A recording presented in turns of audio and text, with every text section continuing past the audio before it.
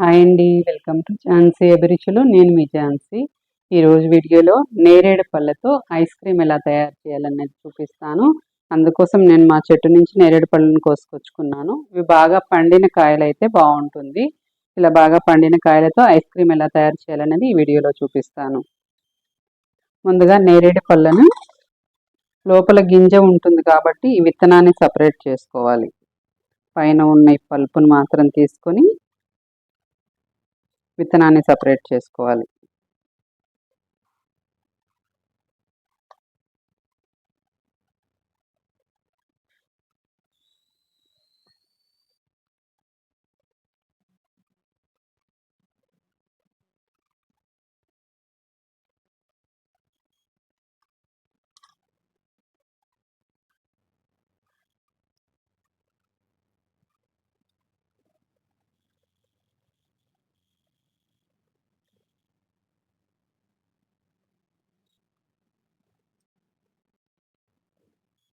నేరేడు పళ్ళు విత్తనం తీసుకునే లోపు స్టవ్ మీద పాలను పెట్టుకుని వేడి చేసుకుందాం. నేను ఇక్కడ ఒక 1/2 లీటర్ పాలు తీసుకున్నాను.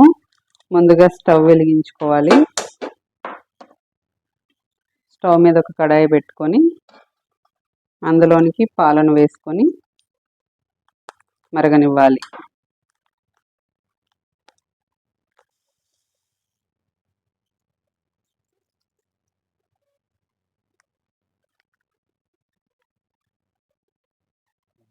తర్వాత ఈ పాలలో నుంచి ఒక 2 స్పూన్లు పాలు పక్కకు తీసుకుంటున్నాను కప్లోనికి. ఇందులోనికి నేను కార్న్ ఫ్లోర్ కలుపుకొని పాలల్లోకి మిక్స్ చేస్తాను. ఈ పాలను బాగా మరిగించుకోవాలి. పాలు మరుగుతూ ఉంటాయి. మరొక వైపు నేను నేరేడు పళ్ళ గింజల్ని సపరేట్ చేస్తున్నాను.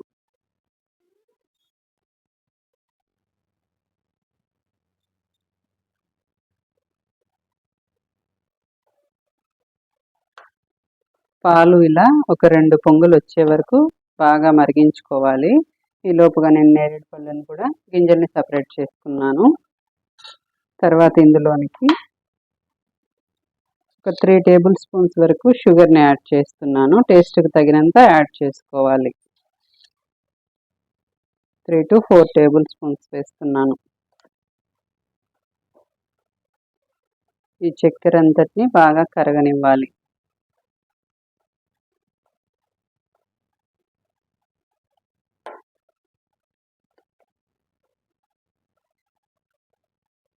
తర్వాత కప్పులోకి పాలు తీసి పెట్టుకున్నాను కూడా అందులోనికి కార్న్ ఫ్లోర్ ఒక 2 టేబుల్ స్పూన్స్ వేసుకుంటున్నాను. 2 టేబుల్ స్పూన్స్ కార్న్ ఫ్లోర్ని వేసుకొని దీన్నంతా మిక్స్ చేసుకోవాలి ఉండలు లేకుండా.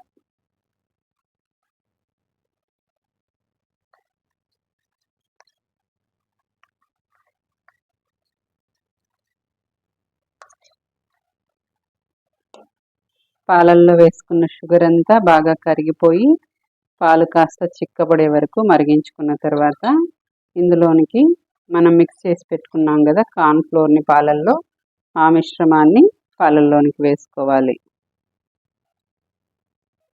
పాలల్లోనికి వేసుకొని దీన్నంతా మిక్స్ అయ్యేలాగా కలుపుకోవాలి. ఉండలు కట్టకుండా కంటిన్యూస్గా కలుపుకుంటూ ఉండాలి.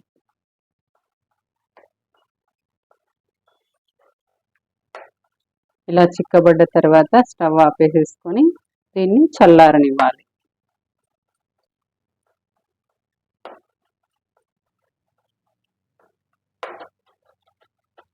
ఈ మిశ్రమం అంతా ఇలా బాగా చల్లారిపోయిన తర్వాత ఒక మిక్సీ జార్ తీసుకోవాలి.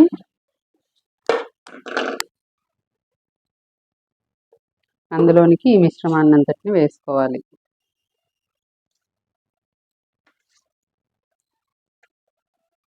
తర్వాత మనం విత్తనాలు తీసి పెట్టుకున్న నేరేడు పళ్ళను ఇందులోనికి వేసుకోవాలి.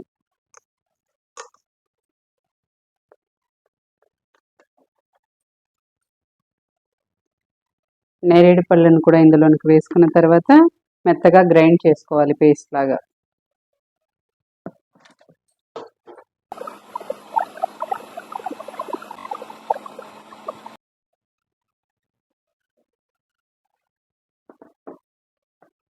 ఈ విధంగా సాఫ్ట్గా గ్రైండ్ చేసుకోవాలి. ఇలా గ్రైండ్ చేసుకున్న మిశ్రమాన్ని ఇలా ఏదైనా గ్లాస్ జార్లోనికి కంటైనర్లోకి వేసుకోవాలి. మనకు నచ్చిన దాంట్లో ఏదైనా వేసుకోవచ్చు.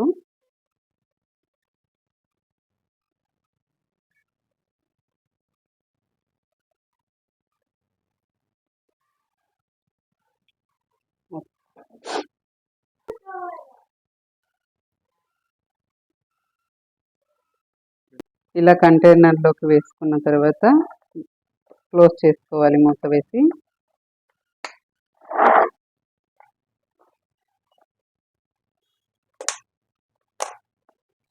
వీటిని ఫ్రీజర్లో పెట్టుకొని 8 to 12 అవర్స్ పెట్టుకోవాలి. నేనైతే ఓవర్ నైట్ పెడుతున్నాను.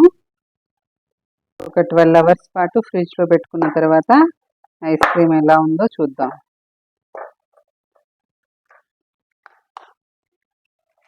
చూసారా, బాగా గట్టిగా అయిపోయింది. ఏదైనా ఇలా స్పూన్తో